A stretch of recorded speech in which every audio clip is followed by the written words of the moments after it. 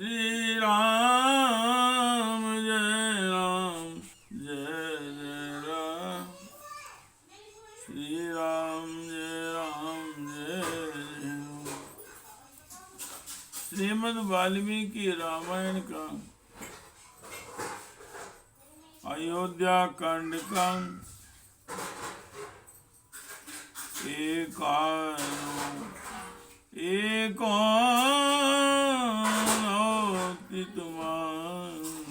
सर्ग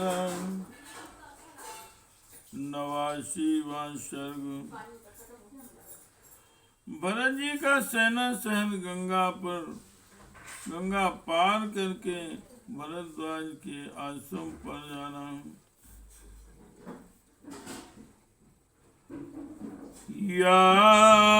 यस्य रात्रिं तु तत्रैव गंगाकूले सा राघवा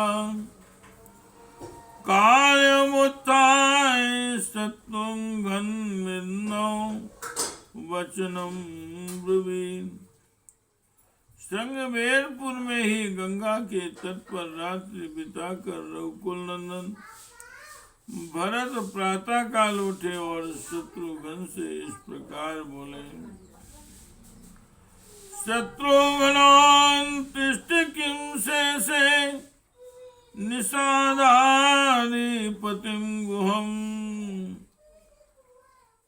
शीघ्रमानय भद्रं ते चार्यस्यति वाहिनी। शत्रुघ्न उठो, क्या सो रहे हो? तुम्हारा कल्याण हो। तुम निषादराज को शीघ्र बुला लाओ, वही हमें गंगा के पार उतारेगा। जामदगिना स्वपिमी तथैव वाजो विचन्तयन् इत्येवं ब्रवीद भ्राता शत्रुघ्नो विप्रचोदिता। उनसे इस प्रकार प्रेरित होने पर शत्रुघ्न ने कहा, भैया मैं भी आपकी ही भांति आर्य श्री राम का चिंतन करता हुआ जाग रहा हूँ, सोता नहीं हूँ। इति संबंध तोरे मन्योन्यम नरसिंहयो आगम्य प्रांजले काले गुहे वचनं ब्रवीत्। गुहे वचनं ब्रवीत्। वे दोनों पुरुष जब इस प्रकार परस्पर बातचीत कर रहे थे, उसी समय गोय उपयुक्त बेला में आ पहुंचा और हाथ जोड़कर बोला, कांचित सुखं नदी तीरे आवासी काकुस्त सर्वरी कंचेच सैन्यस्य तानिर्मनामयम्। काकुस्त कुलभूषण भरत जी, इस नदी के तट पर आप रात में सुख से रहे हैं ना? सेना सहित आपको यहाँ कोई कष्ट तो नहीं हुआ? आप सर्वथा निरोग हैं। आप सर्वथा निरोग हैं ना?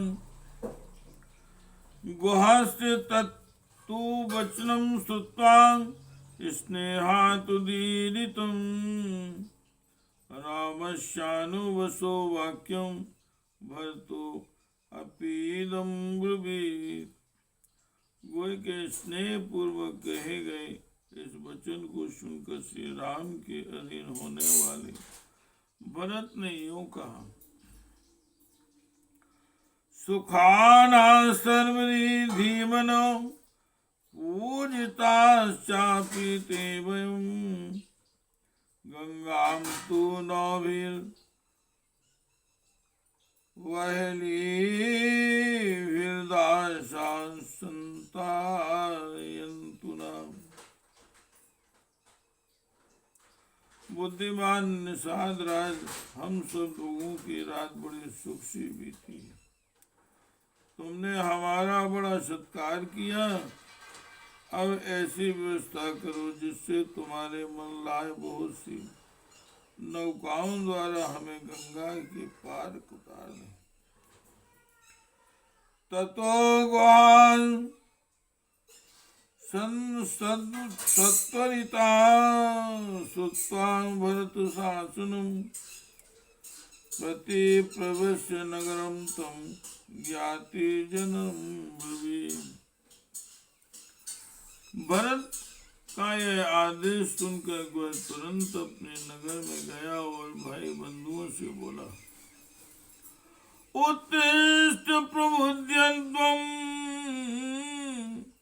उत्तिष्ठ प्रबुध्यध्वम् भद्रमस्तु हि वा सदा नासमु वकर्षध्वं तारिष्यामि वाहिनीम्। उठो जागो, सदा तुम्हारा कल्याण हो। नौकाओं को खींचकर घाट पर ले आओ। भरत के सेना गंगा जी के पार उतारूंगा। ते तथोक्ता समुत्थाय त्वरिता राजशासना पंचनावां शतान्यो समानिन्यो समन्तता। गोय के इस प्रकार कहने पर अपने राजा की आज्ञा से सभी मल्लाए शीघ्र ही उठ खड़े हुए और चारों ओर से 500 नौकाएं एकत्र कर ली। अन्यास्वस्ति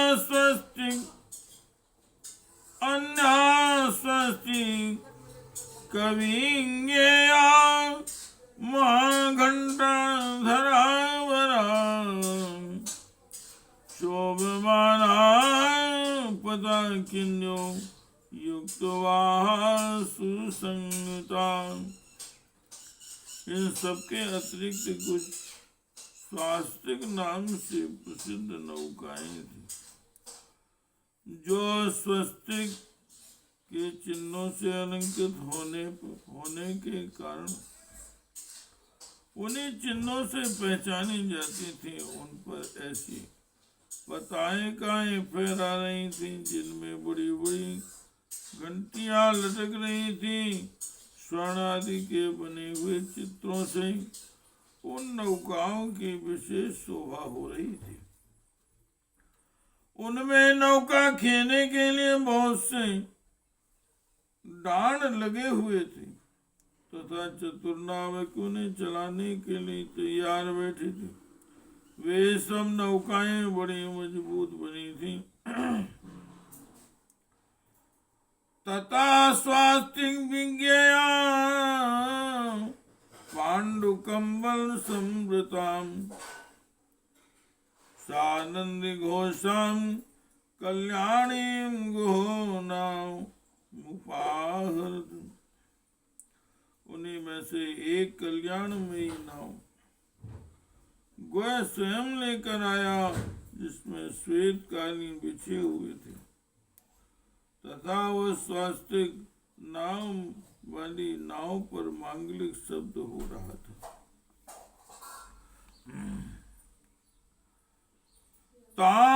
तामारूरोहे भरतास्तुघ्नश्च महाबला कौसल्या च सुमित्रा च याश्चान्या राजसूयोषिता। पुरोहितश्च तत्पूर्वं गुरुवो ब्रह्म ब्राह्मणश्च अनन्तरं राजेन्द्रास्तथैव शकटापणा। उस पर सबसे पहले पुरोहित, गुरु और ब्राह्मण बैठे। तत्पश्चात उस पर भरत, महाबली, शत्रुघ्न, कौशल्या, सुमित्रा, कैकेयी और तथा राजा दशरथ की जो अन्य रानियां थी वे सब सवार हैं।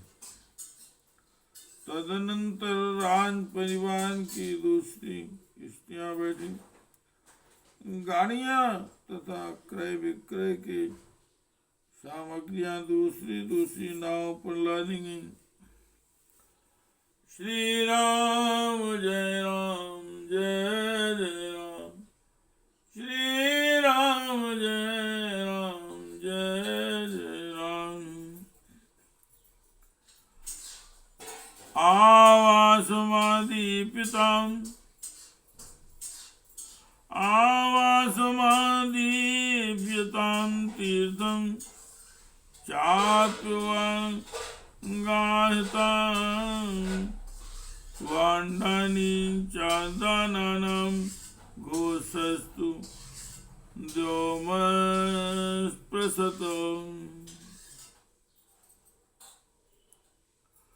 कुछ सैनिक बड़ी बड़ी मसालें जलाकर अपने खेमे में जुटी हुई वस्तुओं को संभालने लगे। कुछ लोग शीघ्रता पूर्वक घाट पर उतरने लगे तथा बहुत से सैनिक अपने अपने सामान को ये मेरा है, ये मेरा है, इस तरह पहचान कर उठाने लगे। उस समय जो महान कोलाहल मचा हुआ आकाश में गूंजने लगा। वह कोलाहल आकाश में गूंज उठा।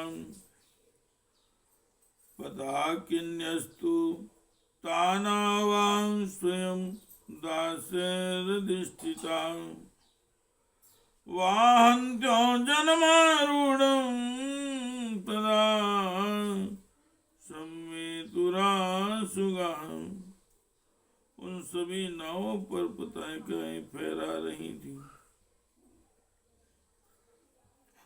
सबके ऊपर खेने वाले कई मल्लाह बैठे थे। वे सब नौकाएं उस समय चढ़े हुए मनुष्यों को तीव्र गति से पार ले जाने लगी।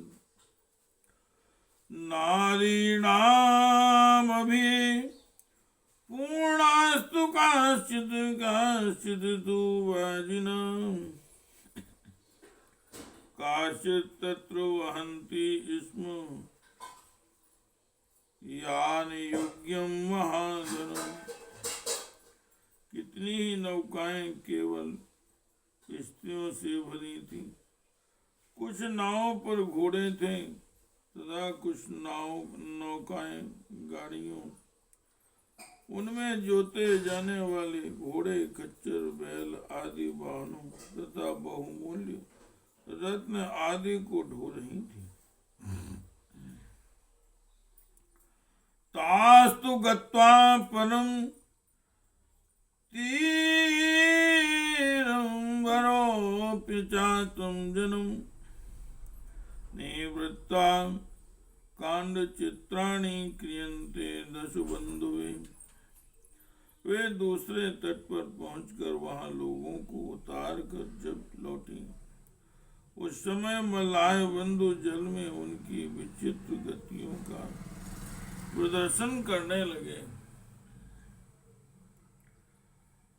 सवेदयन्तास्तु गजा गजारोहे प्रचोदिता तरन्ता स्म प्रकाशन्ते शापक्षायु पर्वता। वैजयंती पताकाओं से सुशोभित होने वाले हाथी महावतों से प्रेरित होकर स्वयं ही नदी पार करने लगे। उस समय वे पंखधारी पर्वतों के समान प्रतीत होते थे। नावश्चारूरुहस्त्वन्ये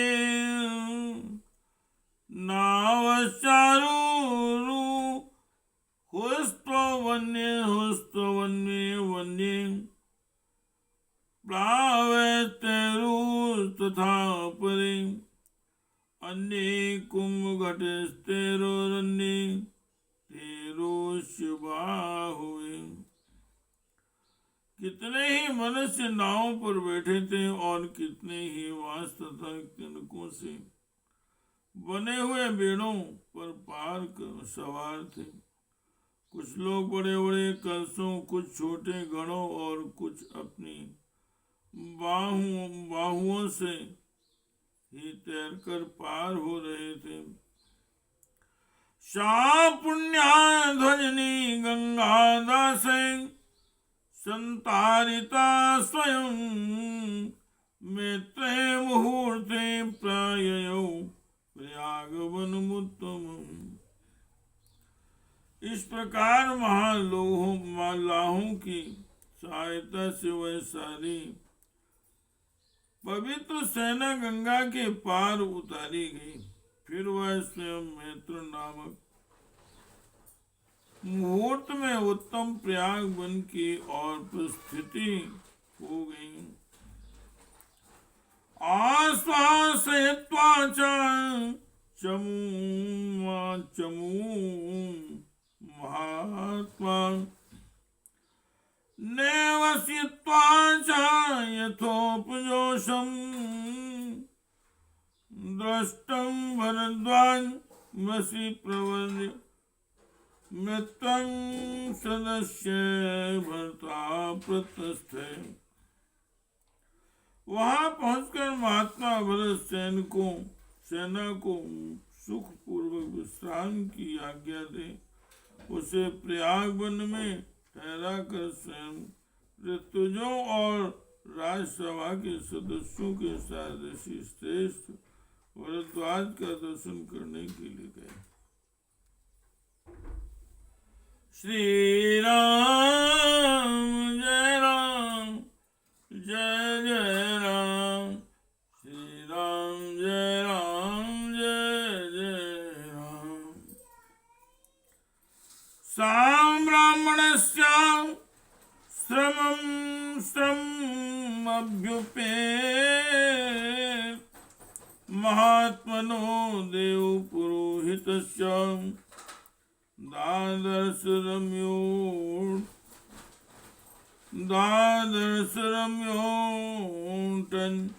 वृक्षदेशम् मानवनं विप्रवरस्य रम्यम्।